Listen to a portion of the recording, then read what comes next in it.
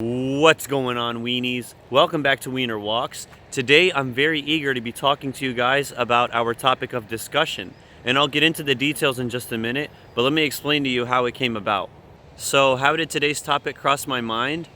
Well, it began when a very dear friend of mine texted me early this morning, and she told me that she just finished a leg workout. She also told me that when she finished the workout, that her legs were in excruciating pain. And when she said that, I immediately made that connection with the pain that she had because I actually endure that pain and I love it. You know that feeling where you finish a really hardcore leg workout and you can hardly walk upstairs? That's the feeling she was talking about. Anyways, as she's telling me about this pain, I can't help but think how amazing that feeling is.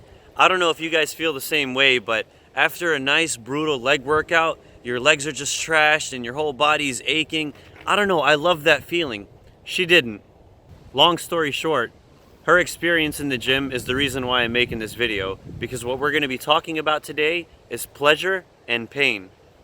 Before we get into the nitty-gritty of this conversation, I think it's important to acknowledge and establish a common understanding of these two principles. So let's go ahead and do that and get it out of the way. So I think we can all agree and say that both of these concepts are subjective in nature and that they only have meaning to the person that's defining it. To be more clear, it's like the example that I just gave you guys. Pain to one person might be pleasure for another, and vice versa. And if we come down to that understanding, then there's really no point in defining the terms. So let's just move on. I just want to know something really quickly. What does it mean to feel pain? What does it mean to feel pleasure? Does pleasure mean something pleasant happening to you? Does pain mean something unpleasant happening to you? What do these things mean?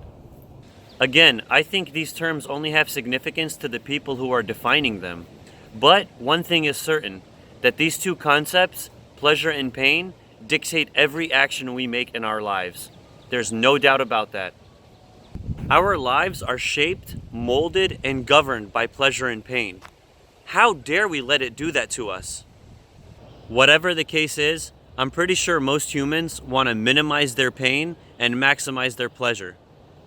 If you guys want to learn more about that principle, then go search Immanuel Kant and his utilitarian principle. It talks all about maximizing pleasure and minimizing pain. I think you guys would find it interesting.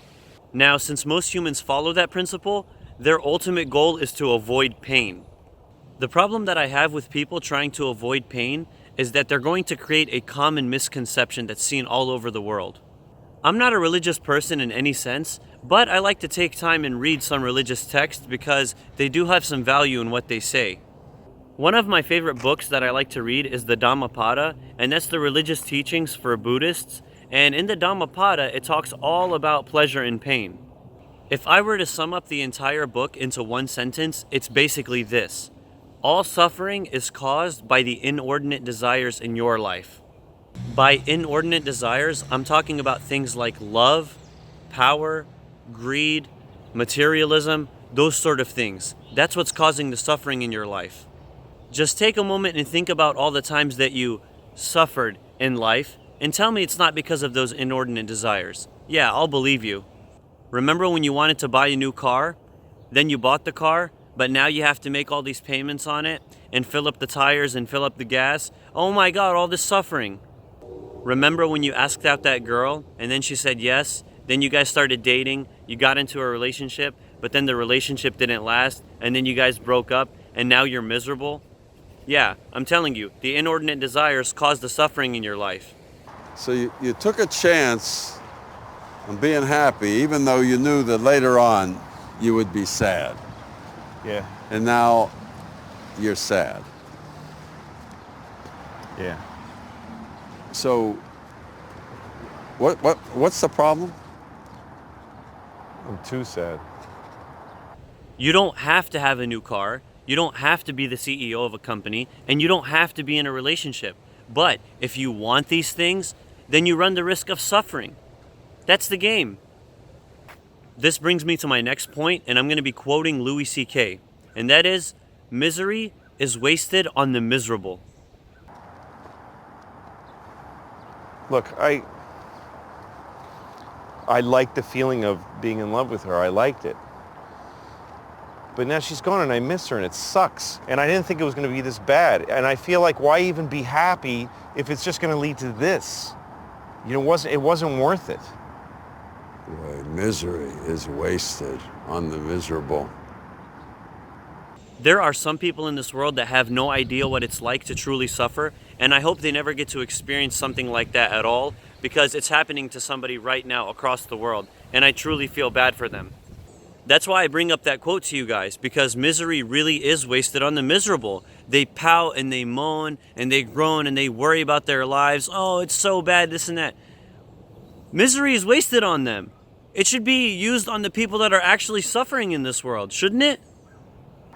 What? You know, I'm not entirely sure what your name is, but you are a classic idiot. You think spending time with her, kissing her, having fun with her, you think that's what it was all about? That was love? Yeah. This is love, missing her because she's gone, wanting to die. You're so lucky. You're like a walking poem. Would you rather be some kind of a fantasy, some kind of a Disney ride? Is that what you want? Don't you see, this is the good part. This is what you've been digging for all this time. Now you finally have it in your hand, this sweet nugget of love. Sweet, sad love. And you want to throw it away. You've got it all wrong. Now that we have a better understanding of all this, I'm going to bring it full circle. If you guys are trying to figure out how it is you can maximize your pleasure, it's very simple. Maximize your pain. I thought this was the bad part. No, the bad part is when you forget her, when you don't care about her, when you don't care about anything. The bad part is coming, so enjoy the heartbreak while you can, for God's sakes. Pick up the dog poop, would you please? Lucky son of a bitch, I haven't had my heart broken since Marilyn walked out on me since I was 35 years old. What I would give to have that feeling again. You know, I'm not really sure what your name is, but you may be the single most boring person I have ever met. No offense, I'm not talking. You don't fall down. When you do a workout and you finish your workout, you feel all that pain immediately, right? But afterwards, you have an elongated pleasure. You feel stronger. When you guys eat healthier foods like your fruits and your vegetables, they're not the best tasting things, so you have to endure that pain for elongated pleasure. Here's what I can tell you. In medical school, they tell you about thousands of things that can happen to the human body, diseases and maladies that you could never dream up. There's a thing where your bones dissolve and you become just a sack of organs. People are born sometimes with no eyes, with no face. They're rare, but neurological diseases that eat half of your brain. People are born sick and they never know a moment of anything but pain and suffering. When you guys spend 20 years of your life in school doing nothing but hard work and examinations and going through all that pain, it's for an elongated pleasure. You now have the job of your dreams and the money that you desire. The point that I'm trying to make is that you cannot experience pleasure without pain, and you cannot experience pain without pleasure. They both have to work with each other. So,